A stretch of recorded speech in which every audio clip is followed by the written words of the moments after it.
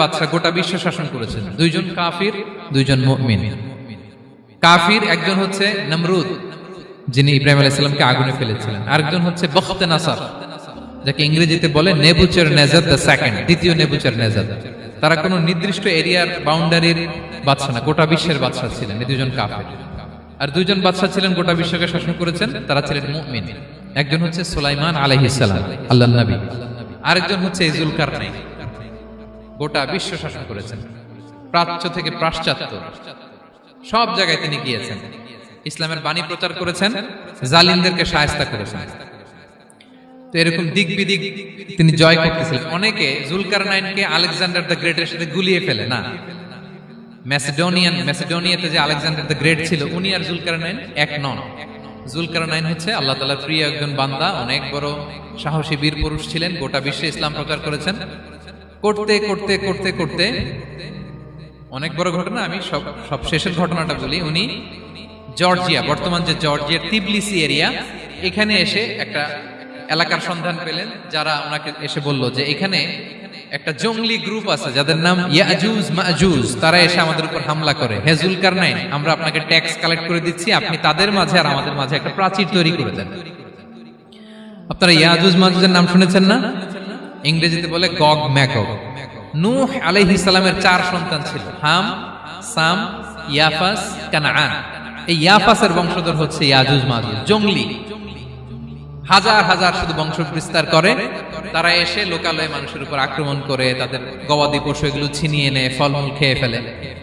তো জুলকারনাইন বাদশার কাছে যখন বিচার দেওয়া হলো, উনি বললেন ঠিক আছে, তোমাদের ট্যাক্স দেয়া লাগবে না, তোমরা শারীরিক পরিশ্রম করে আমাকে সাহায্য করো। তো উনি বর্তমানে হচ্ছে এক পাশে কৃষ্ণ সাগর, ব্ল্যাক সি, আরেকদিকে কাস্পিয়ান হ্রদ বা কাস্পিয়ান সাগর, এর মাঝখানে 1200 কিলোমিটার লম্বা মাউন্টেন রেঞ্জ, পাহাড়ি এরিয়া। আপনারা গুগলে দেখবেন। এইখানে দুই পাহাড়ের মাঝখানে ফাঁকা জায়গায় তিনি বড় বড় লোহার পাত প্রথিত করলেন, গেড়ে দিলেন। এরপরে তামা, সীসা গালিয়ে বিশাল একটা ওয়াল তৈরি করলেন। এটা জুলকারনাইন উনার বানানো ওয়াল বা ড্যাম, প্রাচীর। এখন আর ইয়াজুজ মাজুজ আসতে পারে না, ওরা আর আসতে পারে না।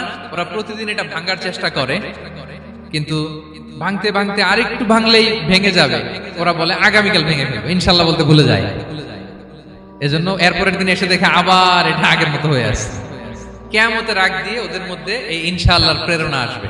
তাদের একজন বলে উঠবে, আগামীকাল ইনশাআল্লাহ আমরা এটা ভেঙে খান খান করে দেব, ঠিকই ভেঙে ফেলবে। তখন তারা ভেঙে চুরে কুটি কুটি ইয়াজুজ মাজুজের দল এসে হামলে পড়বে। সামনে পড়বে তাবারিয়া সাগর, একদল এসে তাবারিয়া সাগর এমন ভাবে খাবে, এই দল যাওয়ার পরে আরেক দল এসে এখানে যে সাগরে যে পানি ছিল এটা কল্পনাই করতে পারবে না। তারা পৃথিবীতে ফিতনা ফাসাদ করবে। ঈসা আলাইহিস সালাম তখন আসবেন, দোয়া করবে আল্লাহ তাআলার কাছে মুমিনরা, একটা মহামারী দিবে আল্লাহ তাআলা ইয়াজুজ মাজুজের মধ্যে, ওরা মরে যাবে সব। এরপর বিশাল এক পাখি এসে তাদেরকে আল্লাহর মর্জি মাফিক এমন এক জায়গায় ফেলে আসবে, কেউ জানবে না। তো তারা যে পচে গলে মাটির সাথে মিশেছিল, এই গলিত লাশ থেকে মাটি খুব উর্বর হয়ে যাবে। এরপর আল্লাহ তাআলা পৃথিবীর মধ্যে বারাকা দিবেন, কিছু রোপণ করলে তাড়াতাড়ি ফুলে ফেপে বড় বড় ফলমূল হচ্ছে। তো এটা কিয়ামতের আলামতের অন্য কোনো আলোচনায় হয়তো আমরা বলবো। তো জুলকারনাইন তিনি বিশাল এখানে প্রাচীর তৈরি করে দিয়েছিলেন, এবং প্রাচীর তৈরি করে দিয়ে তাদেরকে বলেছিলেন যে যতদিন আল্লাহ তাআলা চাইবেন এটা থাকবে, এবং যেদিন আল্লাহ তাআলার আদেশ আসবে এটা ভেঙে খান খান হয়ে যাবে। তার মানে দেখেন, এত পাওয়ারফুল, এত শক্তিশালী, এত ক্ষমতাধর হওয়ার পরেও তিনি তার ক্ষমতাকে কার দিকে ফিরিয়ে দিয়েছেন? যে আল্লাহ যতদিন চাইবে এই প্রাচীর টিকে থাকবে, যেদিনই আল্লাহ তাআলার আদেশ আসবে এই প্রাচীর ভেঙে খান খান হয়ে যাবে। সো আমরা ক্ষমতার দেখা পেলে, চেয়ার একটা পেলে, আমরা যেন জালিম হয়ে না উঠি, এটা হচ্ছে এখান থেকে শিক্ষা। আমরা যেন জুলুম না করি। উনি সম্পদের মালিক ছিলেন, ক্ষমতার মালিক ছিলেন, কিন্তু উনি যে আল্লাহর বান্দা এটা ভুলে যান নাই। আমরা যখন ক্ষমতাশীল হই, আমরা যখন প্রধানমন্ত্রী হই, আমরা যখন প্রেসিডেন্ট হই, আমরা যখন পাওয়ারফুল হই, আমাদের সবচেয়ে বড় পরিচয় যে আমরা আব্দুল্লাহ, আল্লাহর গোলাম, এটা আমরা ভুলে যাই। আমাদের আসল পরিচয় কি? আমরা আল্লাহর গোলাম। আমরা যে আল্লাহর গোলাম, এই চিন্তাটা, এই সেন্সটা যদি আমাদের মাথায় থাকে, তাহলে ক্ষমতা আমাদেরকে দাম্ভিক বানাতে পারে না, আর ওই ক্ষমতা আমাদেরকে ফিতনায়ও ফেলবে না। সব শেষে আল্লাহ তাআলা ক্ষমতার ফিতনা থেকে বাঁচানোর জন্য ক্ষমতাধর, আমরা তো একটা দেশের মালিক হই এখন, অমুক দেশের প্রেসিডেন্ট, অমুক দেশের প্রধানমন্ত্রী, উনি গোটা বিশ্বের প্রতাপশালী রাজা ছিলেন জুলকারনাইন। তারপরেও উনি যে আব্দুল্লাহ, উনি যে আল্লাহর গোলাম, এটা তিনি ভুলে যাননি। তাহলে এইভাবে যদি আমরা এই ফিতনাগুলো থেকে বাঁচার চেষ্টা করি, তাহলে এই ফিতনা থেকে আমরা বেঁচে থাকতে পারবো। এবং দাজ্জাল যদি এই মুহূর্তেও আসে, সে আমাদেরকে বিভ্রান্ত করতে পারবে না। পারবে? পারবে না ইনশাআল্লাহ। ইনশাআল্লাহ বলেন। এরপর আল্লাহ বললেন ওয়ালা সাউফা ইউতিকা রাব্বুকা ফাতারদা। ও নবী, অচিরে এমন এমন জিনিস আপনারে দান করব, এগুলো পেয়ে আপনি খুশি হয়ে যাবেন। সুবহানাল্লাহ। প্রথমে বললেন ওয়ালাল আখিরাতু খায়রুল লাকা মিনাল উলা, the hereafter is far better for you from this দুনিয়া। ও নবী, দুনিয়া থেকে আখিরাত অনেক উত্তম। ওয়ালা সাউফা ইউতিকা রাব্বুকা ফাতারদা, and sooner verily I'm going to give you something which will make you happy. আমি এমন এমন জিনিস আপনারে দান করব, আপনি খুশি হয়ে যাবেন। সুবহানাল্লাহ পড়েন। বিশ্বনবীর সব সময় খুশি রাখার দায়িত্ব কার? এজন্য বিশ্বনবীর উপাধি আল্লাহ দিয়েছেন হাবিবুল্লাহ। কি দিয়েছেন? হাবিব। আর সাইয়েদনা ইব্রাহিমকে ডেকেছেন খলিল বলে। কি বলে? খলিল মানেও বন্ধু, হাবিব মানেও বন্ধু। কিন্তু খলিল মানে এমন বন্ধু যে বন্ধু আল্লাহরে খুশি করার জন্য কাজ করে, আর হাবিব মানে এমন বন্ধু যে যেই বন্ধুরে খুশি রাখার জন্য আল্লাহ নিজেই কাজ করে। কার দাম বেশি? হাবিবের দাম বেশি। চিৎকার করে বলেন ঠিক কিনা? এজন্য রাব্বুল আলামিন বলেন ওয়ালা সাউফা ইউতিকা রাব্বুকা ফাতারদা। ও নবী, অচিরে এমন এমন জিনিস আপনারে দান করব, এগুলি পাওয়ার মাধ্যমে আপনি খুশি হয়ে যাবেন। এমন এমন জিনিস বিষ্ণুনবীকে আল্লাহ দিবেন যেগুলো পেয়ে বিষ্ণুনবী খুশি হয়ে যাবেন। বিষ্ণুনবীরে আশ্বস্ত করছে কে? আগাম সুসংবাদের বাণী বিষ্ণুনবীকে শোনায় দিচ্ছে কে?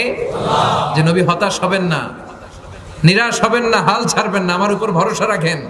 এমন এমন জিনিস আপনারে দেব, এই জিনিসগুলো দেওয়ার মাধ্যমে আপনার আমি খুশি করে দেবো। সুবহানাল্লাহ পড়েন। কি কি জিনিস বিষ্ণুনবীরে দিয়ে আল্লাহ খুশি করলেন শুনতে চান? শুনতে মনে চায়? কষ্ট। ওয়ালা সাউফা ইউতিকা রাব্বুকা ফাতারদা। নবী, অচিরে এমন এমন জিনিস আমি আপনাকে দান করব, আপনি খুশি হয়ে যাবেন। সুবহানাল্লাহ পড়েন। কি কি জিনিস দিয়ে বিশ্বনবীর আল্লাহ খুশি করলেন দেখেন। আল্লাহর কাজই হচ্ছে বিশ্বনবী যেখানে মন খারাপ, বিশ্বনবীর যেখানে হতাশ অবস্থা, ওইখানে এমন জিনিস বিশ্বনবীকে আল্লাহ দিয়ে দেন, ফলে বিশ্বনবী খুশি হয়ে যান। নাম্বার 1, মাক্কি জীবনে বিশ্বনবী দেখলেন যে দাওয়াতি কাজের অগ্রগতি হচ্ছে না। বিশ্বনবী খুব ভালো অ্যানালাইসিস করতে পারতেন। কি করতে পারতেন? বিশ্লেষণ।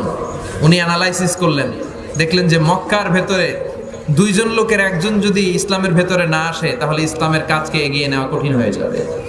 তিনি আল্লাহর কাছে কেঁদে কেঁদে দোয়া করলেন, আল্লাহ আল্লাহুম্মা আইজ্জাল ইসলাম বি আহাব্বি আর রাজুলাইনি ইলাইক। আল্লাহ 2 জন লোকের নাম বলবো, এই 2 জনের একজনকে তুমি কালেমার ছায়াতলে এনে ইসলামকে শক্তিশালী করে দাও। বি আবি জাহেল ইবনে হিশাম ও ওমর ইবনে খাত্তাব। হয় আবু জাহেলরে তুমি ইসলামের ভিতরে ঢুকাও, নয় ওমর ইবনে খাত্তাবের বেটা ওমরকে তুমি ইসলামের ভিতরে ঢুকাও।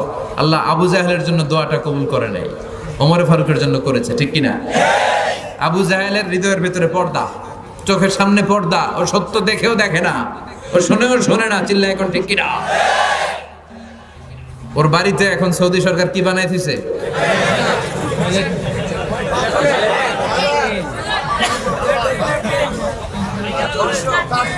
হাম্মাম, ল্যাট্রিন। বাঙালি হাজিরা গেলেই যাই ভরাই দিয়ে আসে একেবারে। আবু জাহেল্লা তোরে পাই না, তোর ল্যাট্রিন পাইছি। তো ল্যাট্রিন পাইয়া এই কাম করে। আবু জাহেল্লারে পাইলে কি করতো? জুতা পিটা করতো। এই আবু জাহেল সে কালিমা পড়তে পারে নাই। ওমর ফারুকের জন্য এই দোয়াটা কবুল করে নিল কে? বিশ্বনবী রাতের বেলা কেঁদে কেঁদে দোয়া করলেন, আল্লাহুম্মা আইজ্জাল ইসলাম বিহাব্বির রাজুলাইনি ইলাই। আল্লাহ আপনার কাছে যারে ভালো লাগে এই 2 জনের একজনকে আপনি ইসলামের ভিতরে ঢুকান।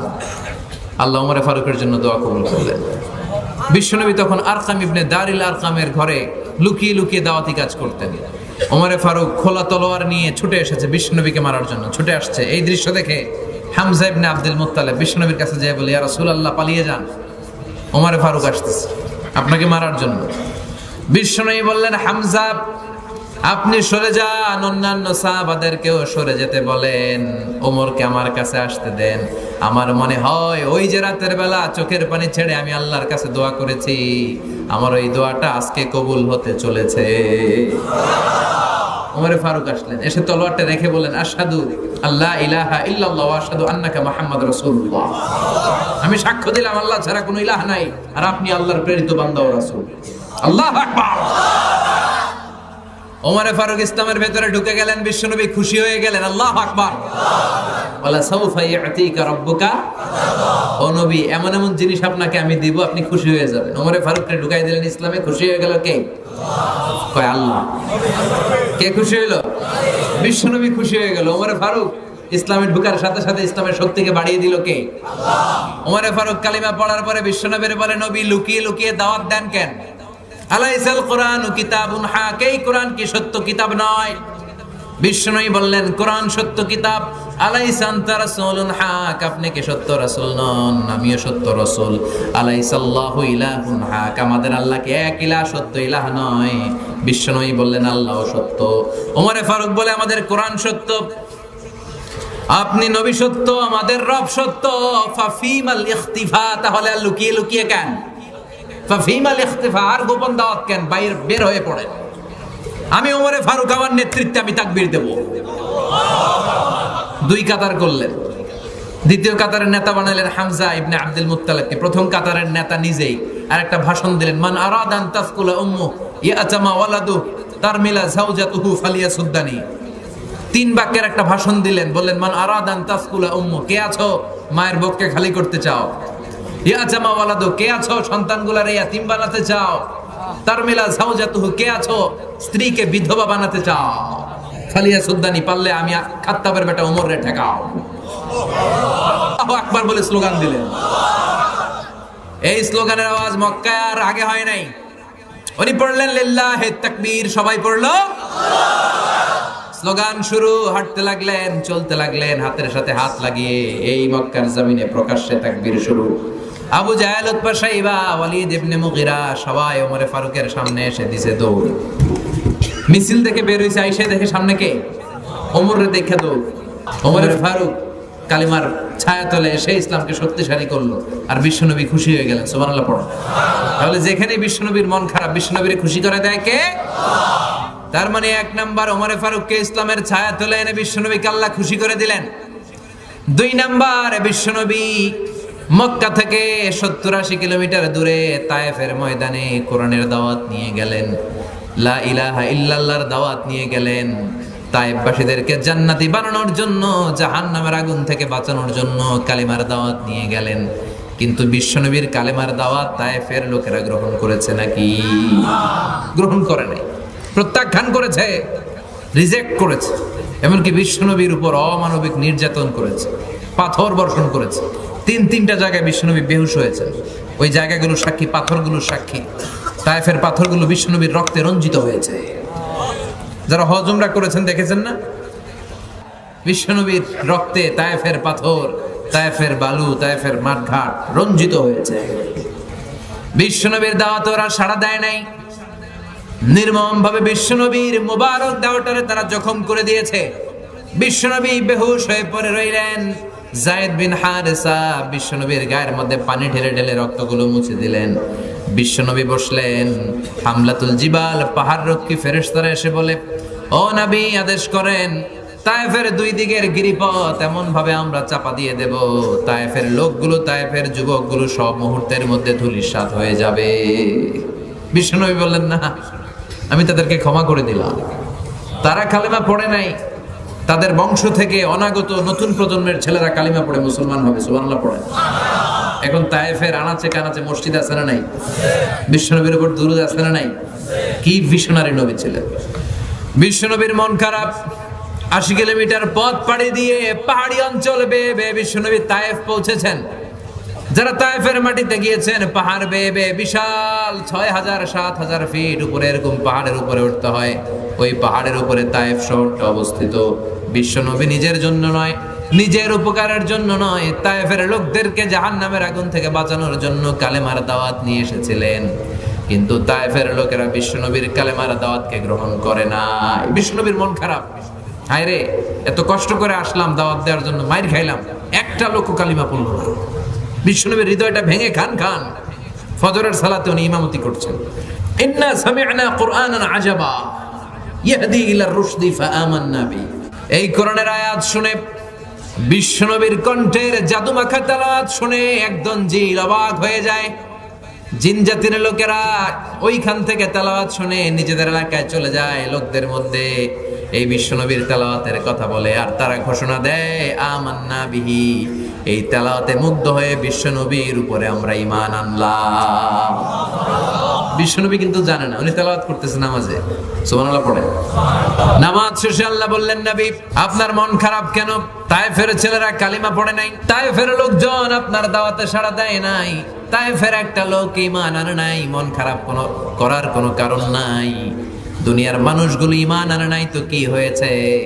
আপনার ফজরের সালাতের তেলাওয়াত শুনে অদৃশ্য জাতি, যেই জাতিকে চোখে দেখা যায় না, ওই জিন জাতির মধ্যে একটা দল কালিমা পড়ে মুসলমান হয়েছে গো নবী। ফাতারদা, বিশ্বনবী খুশি হয়ে গেলেন। ওয়ালা সাউফা ইউতিকা রাব্বুকা, যেখানে বিশ্বনবীর মন খারাপ ওইখানেই বিবিসি নিউজের মতো বিশ্বনবীর নিউজ দিয়ে মনটা ভালো করে দেয় কে?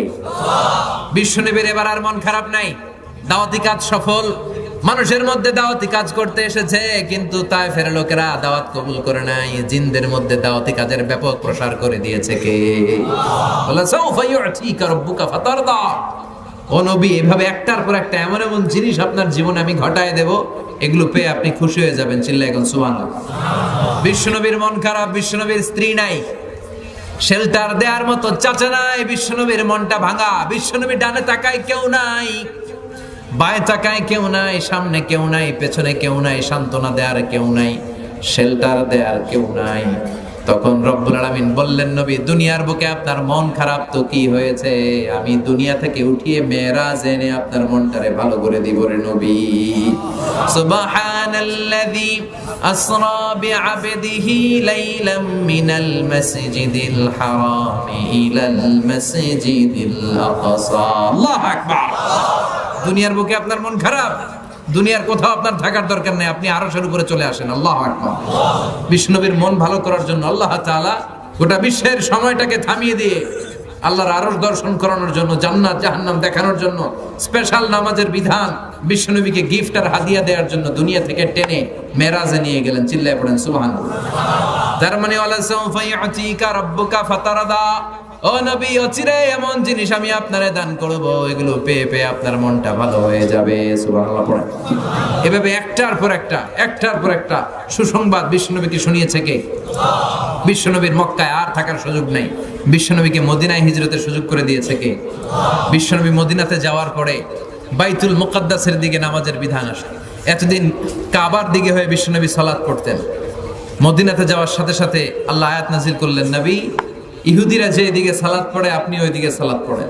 বিশ্বনবী পড়তে শুরু করলেন। কোন বর্ণনায় 16 মাস, কোন বর্ণনায় 17 মাস। ইহুদিরা যেদিকে নামাজ পড়ে নবী ওইদিকে হয়ে নামাজ পড়ে বাইতুল মুকাদ্দাসে। কিন্তু বিশ্বনবীর ভালো লাগে না, বিশ্বনবীর মন খারাপ।